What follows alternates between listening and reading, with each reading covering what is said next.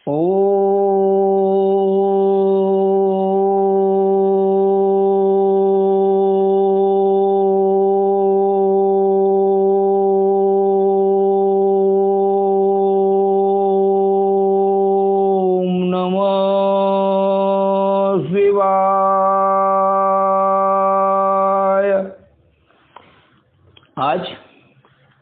पावन ग्रंथ शिव महापुराण का 51वां एवं आखिरी दिवस।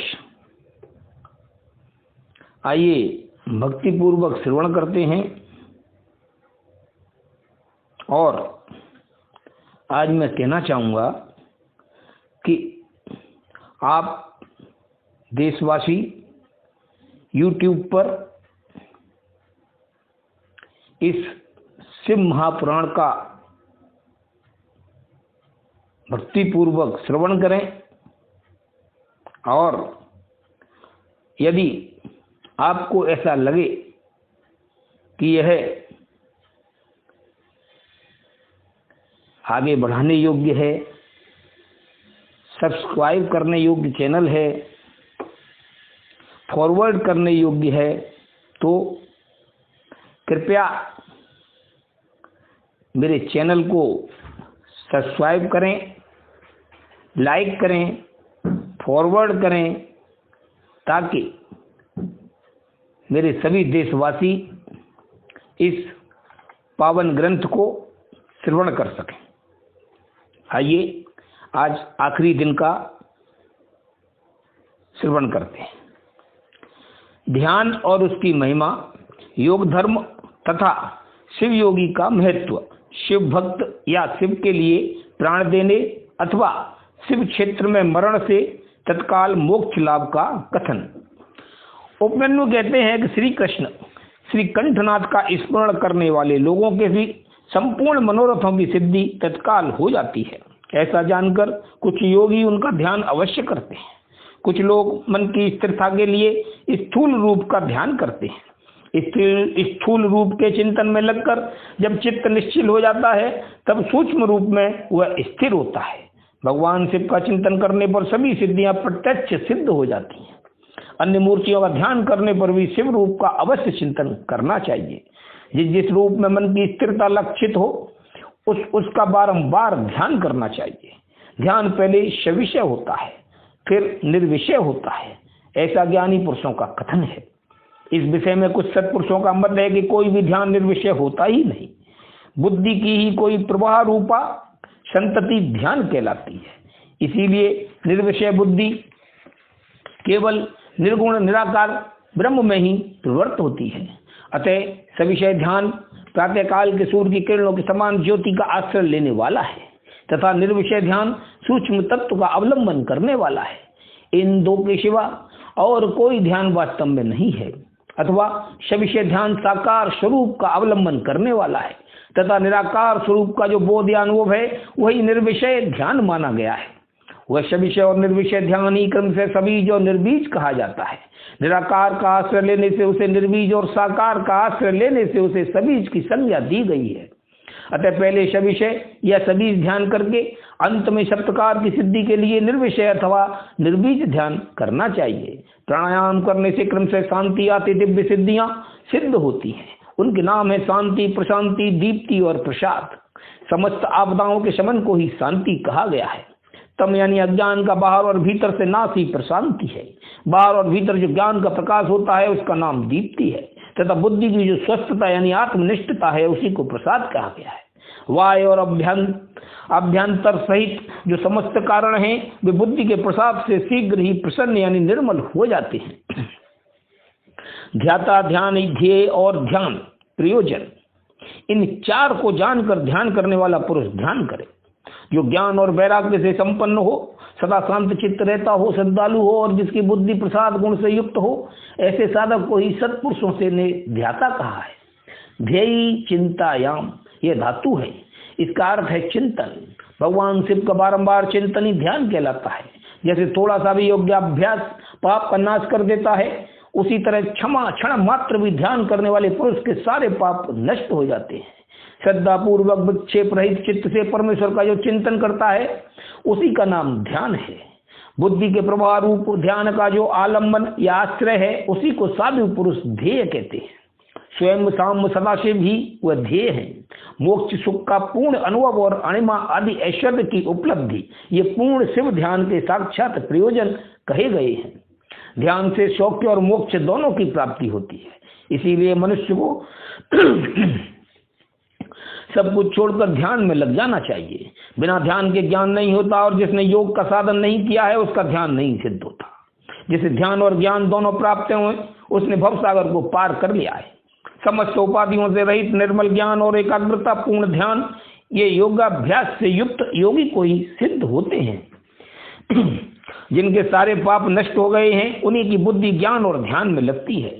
जिनकी बुद्धि पाप से दूषित है उनके लिए ज्ञान और ध्यान की बात भी अत्यंत दुर्लभ है। जैसे प्रज्वलित हुई सूखी आग सूखी और गीली लकड़ी को भी जला देती है, उसी प्रकार ध्यानाग्नि शुभ और अशुभ कर्म को भी क्षण भर में दग्ध कर देती है। जैसे बहुत छोटा दीपक भी महान अंधकार का नाश कर देता है, इसी तरह थोड़ा सा योगाभ्यास भी महान पाप का विनाश कर डालता है। श्रद्धा पूर्वक क्षण भर भी परमेश्वर का ध्यान करने वाले पुरुष को जो महान श्रेय प्राप्त होता है उसका कहीं भी अंत नहीं है। ध्यान के समान कोई तीर्थ नहीं है, ध्यान के समान कोई तप नहीं है और ध्यान के समान कोई यज्ञ नहीं है। इसीलिए ध्यान अवश्य करें। अपने आत्मा एवं परमात्मा का बोध प्राप्त करने के कारण योगी जन केवल जल से भरे हुए तीर्थों और पत्थर एवं मिट्टी की बनी हुई देव मूर्तियों का आश्रय नहीं लेते। वे आत्म तीर्थ में अवगाहन करते और आत्मदेव के ही भजन में लगे रहते हैं। जैसे अयोगी पुरुषों को मिट्टी और काठ आदि की बनी हुई स्थूल मूर्तियों का प्रत्यक्ष होता है, उसी तरह योगियों को ईश्वर के सूक्ष्म स्वरूप का प्रत्यक्ष दर्शन होता है। जैसे राजा को अपने अंतःपुर में विचरने वाले स्वजन एवं परिजन प्रिय होते हैं और बाहर के लोग उतने प्रिय नहीं होते, उसी प्रकार भगवान शंकर को अंतःकरण में ध्यान लगाने वाले भक्त ही अधिक प्रिय हैं। वायु उपचारों का आश्रय लेने वाले कर्मकांडी नहीं। जैसे लोक में यह देखा गया है कि बाहरी लोग राजा के भवन में राजकीय पुरुषोचित फल का उपभोग नहीं कर पाते, केवल अंतःपुर के लोग ही उस फल के भागी होते हैं। उसी प्रकार यहाँ बाह्य कर्मी पुरुष उस फल को नहीं पाते जो ध्यान योगियों को सुलभ होता है। ज्ञान योग की साधना के लिए उद्यत हुआ पुरुष यदि बीच में ही मर जाए तो भी वह योग के लिए उद्योग करने मात्र से रुद्र लोक में जाएगा। वहां दिव्य सुख का उपभोग करके और फिर योगियों के कुल में जन्म लेगा और पुनः ज्ञान योग को पाकर संसार सागर को लांघ जाएगा। योग का जिज्ञासु पुरुष भी जिस गति को पाता है उसे यज्ञ करता संपूर्ण महायज्ञों का अनुष्ठान करके भी नहीं पाता। करोड़ों वेद वेदता द्विजों की पूजा करने से जो फल मिलता है वह एक शिव योगी को भिक्षा देने मात्र से प्राप्त हो जाता है। यज्ञ अग्निहोत्र दान तीर्थ सेवन और होम इन सभी पुण्य कर्मों के अनुष्ठान से जो फल मिलता है वह सारा फल शिव योगियों को अन्न देने मात्र से प्राप्त हो जाता है। जो मूढ़ मानव शिव योगियों की निंदा करते हैं वे श्रोताओं सहित नरक में पड़ते हैं और प्रलय काल तक वहीं रहते हैं। श्रोता के होने पर ही कोई शिव योगियों की निंदा का वक्ता हो सकता है। इसीलिए महापुरुषों के मत में उस निंदा को सुनने वाला भी महान पापी और दंडनीय है। जो लोग सदा भक्ति भाव से शिव योगियों की सेवा करते हैं वे महान भोग पाते और अंत में शिव योग की भी उपलब्धि कर लेते हैं।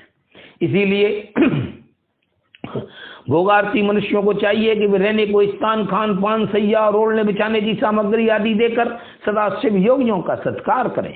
योग धर्म शशार अत्यंत प्रबल है, अतः पाप रूपी मुद्गरों से उसका भेदन नहीं हो सकता। योग धर्म और पाप मुद्गर में उतना ही अंतर समझना चाहिए जितना वज्र और तंदुल में। अतः योगी जन पापों और ताप समूहों से उसी तरह लिप्त नहीं होते जैसे कमल का पत्ता पानी से। शिव योग परायण मुनि जिस देश में नित्य निवास करता है वह देश भी पवित्र हो जाता है। फिर उसकी पवित्रता के विषय में तो कहना ही क्या है। अतः चतुर एवं विद्वान पुरुष सब कृत्यों को छोड़कर संपूर्ण दुखों से छुटकारा पाने के लिए शिव योग का अभ्यास करे। जिसका योग फल सिद्ध हो गया है वह योगी यथेष्ट भोगों को भोग कर समस्त लोगों की हित कामना से संसार में विचरे अथवा अपने स्थान पर ही रहे या विशेष सुख को अत्यंत तुच्छ समझकर छोड़ दे और वैराग्य योग से स्वेच्छा पूर्वक कर्मों का परित्याग कर दे। जो मनुष्य बहुत से अरिष्ट देखकर अपनी मृत्यु को निकट जान ले, उसे योग अनुष्ठान में संलग्न हो शिव क्षेत्र का आश्रय लेना चाहिए। वह मनुष्य यदि धीर चित्त होकर वहीं निवास करता रहे तो रोग आदि के बिना भी स्वयं ही प्राणों का परित्याग कर सकता है। अनशन करके शिवाग्नि में शरीर की आहुति देकर अथवा शिव तीर्थों में अवगाहन करते हुए अपने शरीर को उन्हीं के जल में डालकर शिव शास्त्रोक्त विधि से जो अपने प्राणों का परित्याग करता है वह तत्काल मुक्त हो जाता है। इसमें अन्यथा विचार करने की आवश्यकता नहीं है।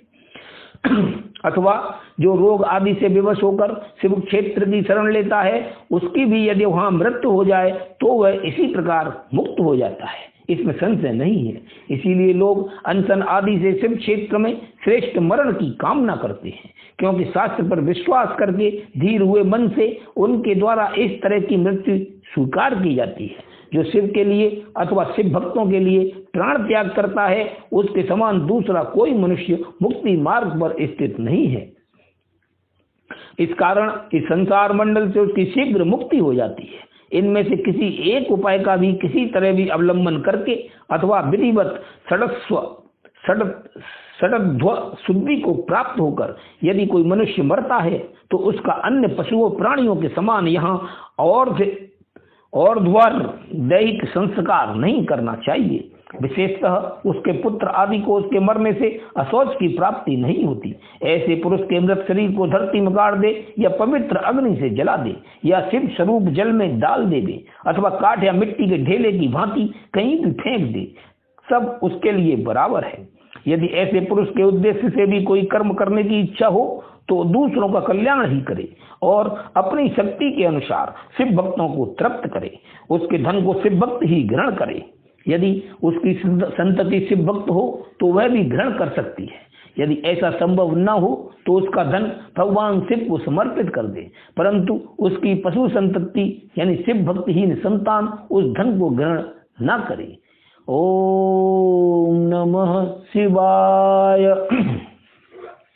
अब वायुदेव का अंतर्ध्यान, ऋषियों का सरस्वती में अवभृत स्नान और काशी में दिव्य तेज का दर्शन करके ब्रह्मा जी के पास जाना, ब्रह्मा जी का उन्हें सिद्धि प्राप्ति की सूचना देकर मेरू के कुमार शिखर पर भेजना।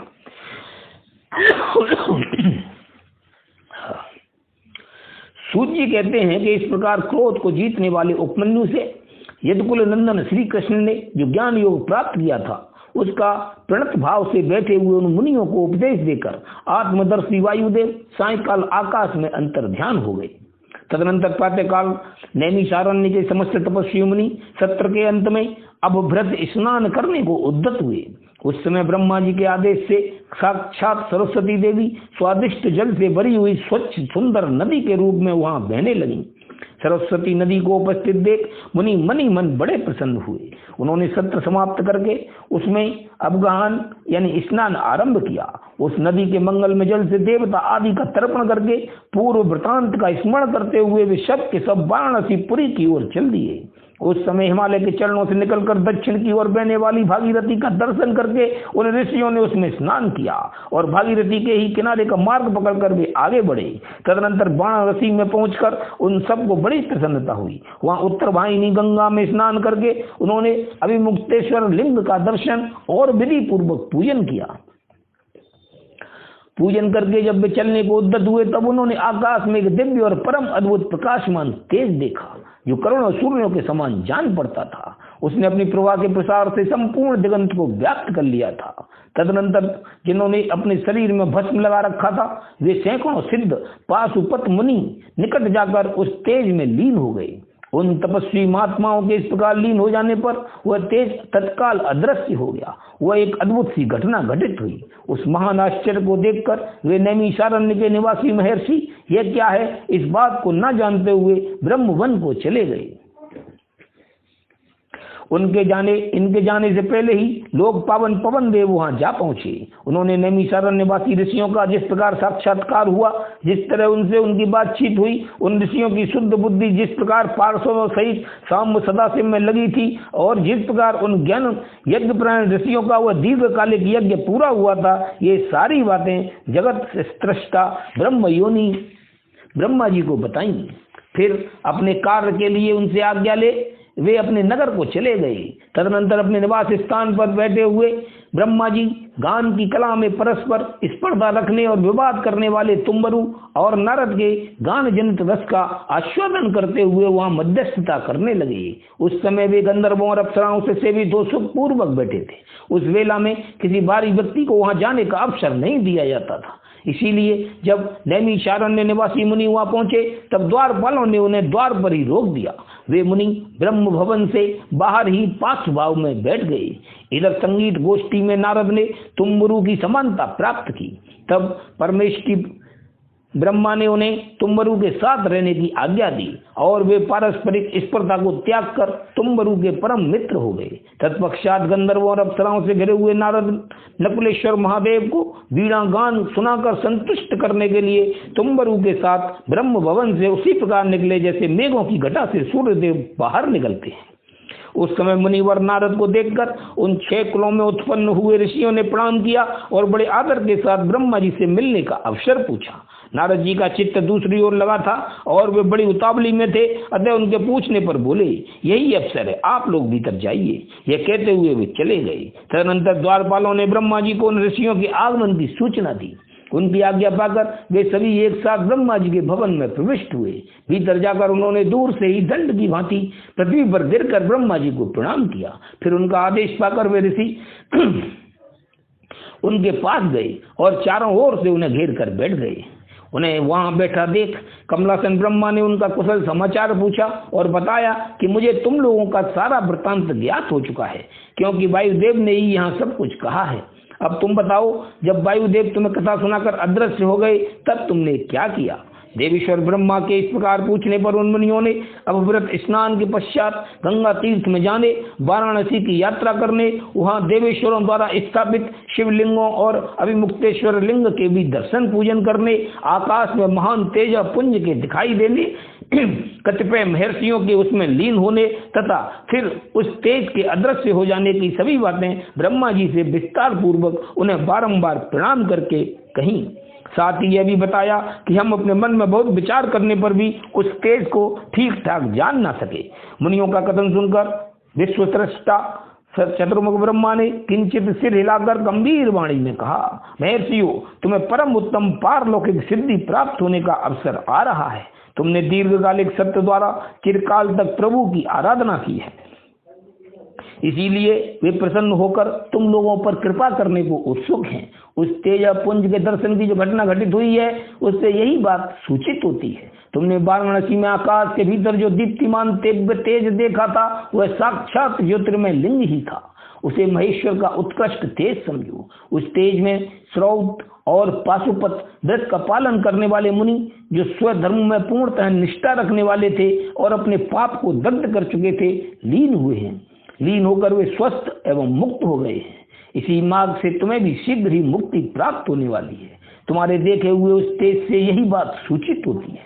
तुम्हारे लिए यह वही समय देववश स्वयं उपस्थित हो गया है। तुम मेरु पर्वत के दक्षिण शिखर पर जहाँ देवता रहते हैं जाओ। वहीं मेरे पुत्र सनत कुमार जो उत्कृष्ट मुनि हैं निवास करते हैं। वे वहाँ साक्षात भूतनाथ नंदी के आगमन की प्रतीक्षा में है।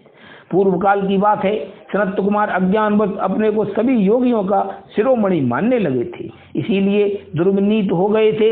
यही कारण है कि उन्होंने किसी समय परमेश्वर शिव को सामने देखकर भी उनके लिए उचित अभ्युत्थान आदि सत्कार नहीं किया। वे अपने स्थान पर निर्भय बैठे रहे। उनके इस अपराध से कुपित हो नंदी ने उन्हें बहुत बड़ा ऊंट बना दिया।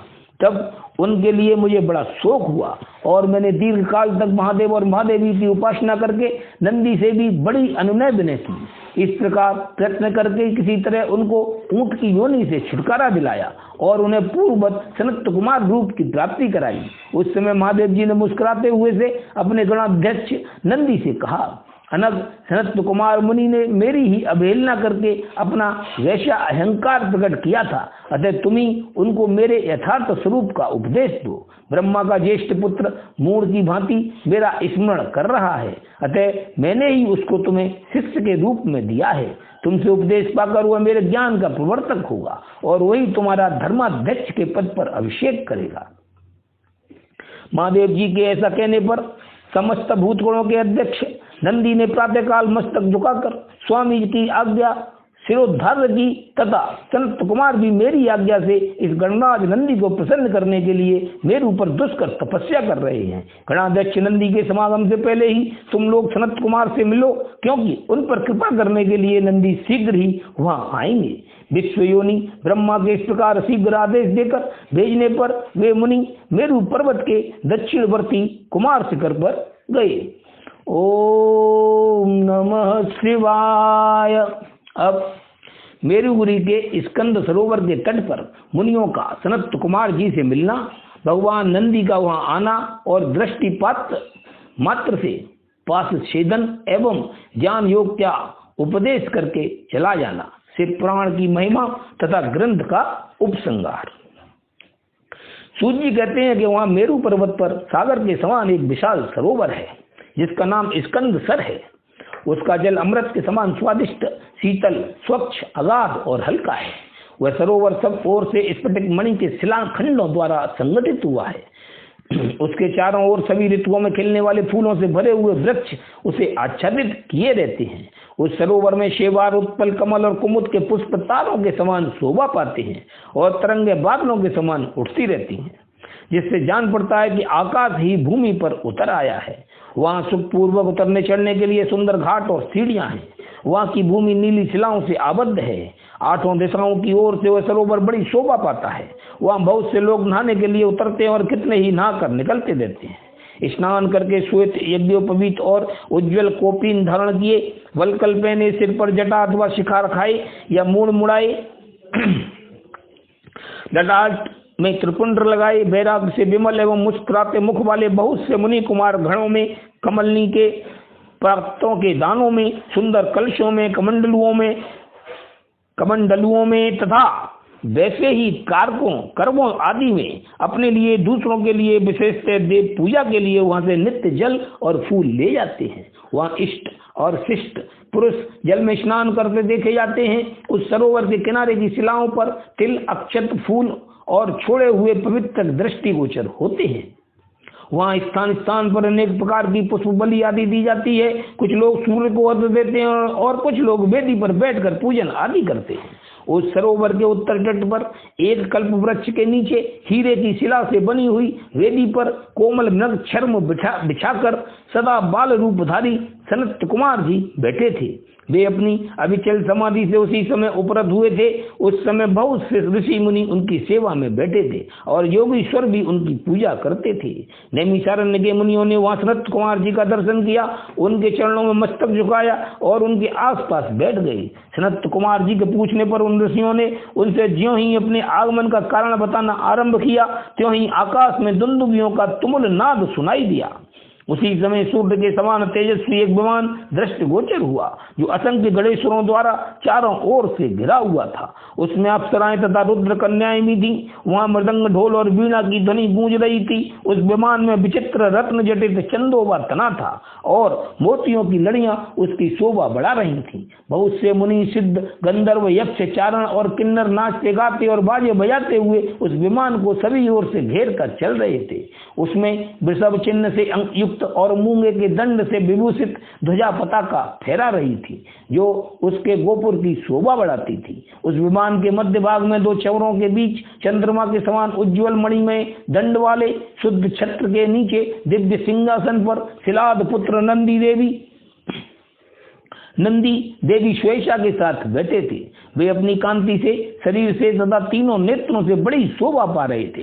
भगवान शंकर को आवश्यक कार्यों की सूचना देने वाले वे नंदी मानो जगत सृष्टा शिव के अलंघनीय आदेश का मूर्तिमान स्वरूप होकर वहां आए थे, अथवा उनके रूप में मानो साक्षात शंभु का संपूर्ण अनुग्रह ही साकार रूप धारण करके वहां सबके सामने उपस्थित हुआ था। शोभाशाली श्रेष्ठ त्रिशूल ही उनका आयुध है। वे विश्वेश्वर गणों के अध्यक्ष हैं और दूसरे विश्वनाथ की भांति शक्तिशाली हैं। उनमें विश्व सृष्टा विधाताओं का भी निग्रह और अनुग्रह करने की शक्ति है। उनके चार भुजाएं हैं, अंग अंग से उदारता सूचित होती है। वे चंद्रलेखा से विभूषित हैं, कंठ में नाग और मस्तक पर चंद्रमा उनके अलंकार हैं। वे साकार ऐश्वर्य और सक्रिय सामर्थ्य के स्वरूप से जान पड़ते हैं। उन्हें देखकर ऋषियों सहित ब्रह्मपुत्र सनत कुमार का मुख प्रसन्नता से खिल उठा। वे दोनों हाथ जोड़कर उठे और उन्हें आत्मसमर्पण सा करते हुए खड़े हो गए। इतने ही में वह विमान धरती पर आ गया। सनत कुमार ने देवनंदी को साष्टांग प्रणाम करके उनकी स्तुति की और मुनियों का परिचय देते हुए कहा, ये 6 कुलों में उत्पन्न ऋषि हैं जो नैमिषारण्य में दीर्घ काल से सत्र का अनुष्ठान करते थे।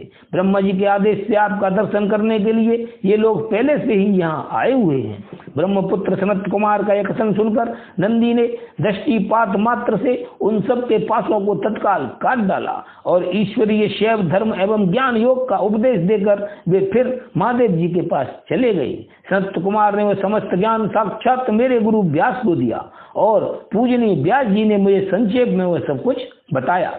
त्रिपुरारी शिव के इस पुराण रत्न का उपदेश वेद के न जानने वाले लोगों को नहीं देना चाहिए। जो भक्त और शिष्य न हो उनको तथा नास्तिकों को भी इसका उपदेश नहीं देना चाहिए। यदि मोहवश इन अनाधिकारियों को इसका उपदेश दिया गया तो यह नरक प्रदान करता है। जिन लोगों ने सेवानुगत मार्ग से इस पुराण का उपदेश लिया, पढ़ा और सुना है, उनको यह सुख तथा धर्म आदि त्रिवर्ग प्रदान करता है और अंत में निश्चय ही मोक्ष देता है। इस पौराणिक मार्ग के संबंध से आप लोगों ने और मैंने एक दूसरे का उपकार किया है, अतः मैं सफल मनोरथ होकर जा रहा हूँ। हम लोगों का सदा सब प्रकार से मंगल ही हो। सूत जी के आशीर्वाद देकर चले जाने और प्रयागनोस महायज्ञ के पूर्ण हो जाने पर वे सदाचारी मुनि विषय कलुषित कलिकाल के आने से काशी के आसपास निवास करने लगे। तदनंतर पशुपात से छूटने की इच्छा से उन सब ने पूर्णतया पाशुपत व्रत का अनुष्ठान किया और संपूर्ण बोध एवं समाधि पर अधिकार करके वे आनिध्य परस महर्षि परमानंद को प्राप्त हो गए। तब व्यास बोले, व्यास जी उवाच, ऐतिच्छव पुराणम ही समाप्तम हितमादरात पठितव्यम प्रत्नेन श्रोतव्यम च तथैव हि नास्तिकाय न वक्तव्यम श्रद्धाय सठाय च अभक्ताय महेशस्य तथा धर्मध्वजाय च एतच्छ्रुत्वा ह्येकवारं भवेद पापम हि भस्मसात् अभक्तो भक्तिमाप्नोति भक्तो भक्ति समृद्धि भाक् पुनः श्रुते च सद्भक्तिर्मुक्तिः स्याच्च श्रुते पुनः तस्मात् पुनः पुनश्चैव श्रोतव्यं हि मुमुक्षुभिः पंचावृतिः प्रकर्तव्या पुराणस्य सद्या परम फलम समुद्दिश्य तत्प्राप्नोति न संशयः पुरातननाश्च राजानो विप्रा वैश्याश्च सप्तमः सप्तकृत्व इस्तदाभ्रत्यालभन्त शिवदर्शनं श्रोष्यत्याथापि यस्येदं मानवो भक्ति तत्परः यः भुक्त्वाखिलान् भोगानन्ते मुक्तिं लभेच्च सः एतच्छव पुराणं हि शिवास्यन्ति प्रियं परं भुक्ति मुक्ति प्रदं ब्रह्म संहितं भक्ति वर्धनम् एतच्छव पुराणस्य वक्तुः श्रोतश्च सर्वदा सगणः ससुतः सांबः शंकरोतु स शंकरः। अर्थात व्यास जी कहते हैं कि ऐसे पुराण पूरा हुआ। इस हितकर पुराण को बड़े आदर एवं प्रयत्न से पढ़ना और सुनना चाहिए।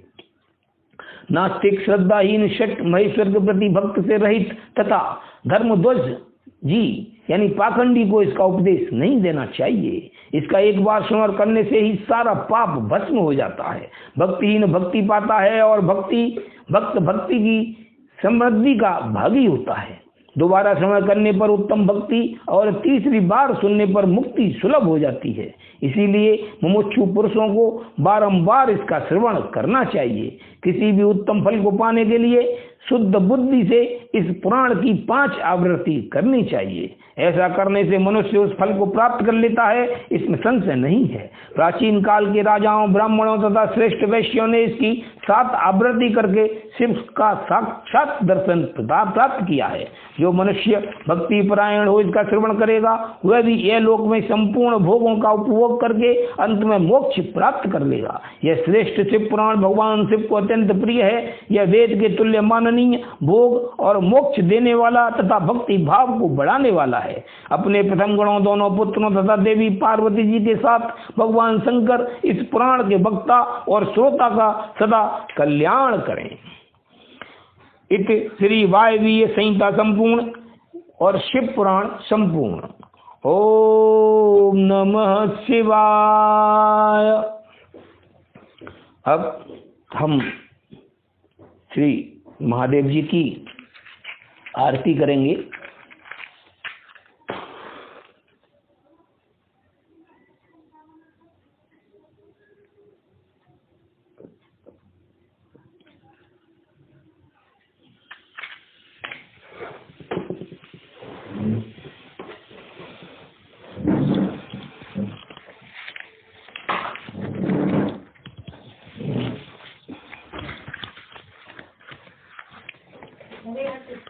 हो रही है, मैं निकाल के रख दी थी। निकाल के रखी थी, किताब नीचे गिरी। आपने ये बंद करी, 1 मिनट चालू है। चालू। ओम जय शिव ओंकारा, भज शिव ओंकारा, ब्रह्मा विष्णु सदा शिव अर्धांगी धारा। ओम जय शिव ओंकारा, एकानन चतुरानन पंचानन राजे, हंसानन गरुड़ाशन वृषवाहन साजे। ओम जय शिव ओंकारा, 2 भुज 4 चतुर्भुज 10 भुज अति सोहे, त्रिगुण रूप निरखता प्रभु मुन जन मोहे। ओम जय शिव ओंकारा, अक्षमाला वनमाला मुंडमाला धारी, त्रिपुरारी कंतारी करमाला धारी। ओम जय शिव ओंकारा, श्वेतांबर पीतांबर बागंबर अंगे, सनकादिक गरुणादिक भूतादिक शंगे। ओम जय शिव ओंकारा, करे मध्य श्रेष्ठ कमंडल चक्र त्रिशूलधारी, सुखहारी दुखहारी जगपालनकारी। ओम जय शिव ओंकारा, ब्रह्मा विष्णु सदा शिव जानत अविवेका, प्रणवाक्षर में शोभित ये तीनों एका। ओम जय शिव ओंकारा, त्रिगुण स्वामी जी की आरती जो कोई नर गावे, शाम प्रेम सहित गावे। कहत शिवानंद स्वामी, कहत हरिहर स्वामी, सुख संपत्ति पावे। ओम जय शिव ओंकारा। बोलो श्री महादेव बाबा की जय, बोलो काशी विश्वनाथ बाबा की जय, बोलो शंकर भोलेनाथ कैलाशपति की जय।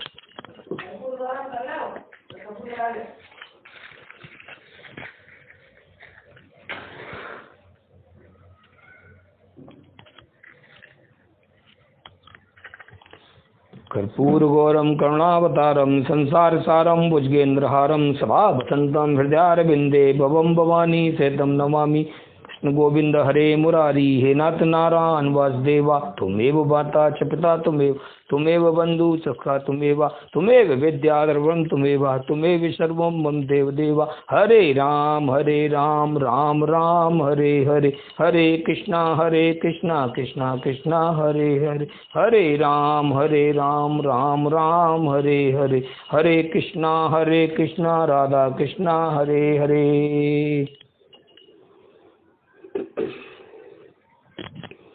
ओम नमः शिवाय।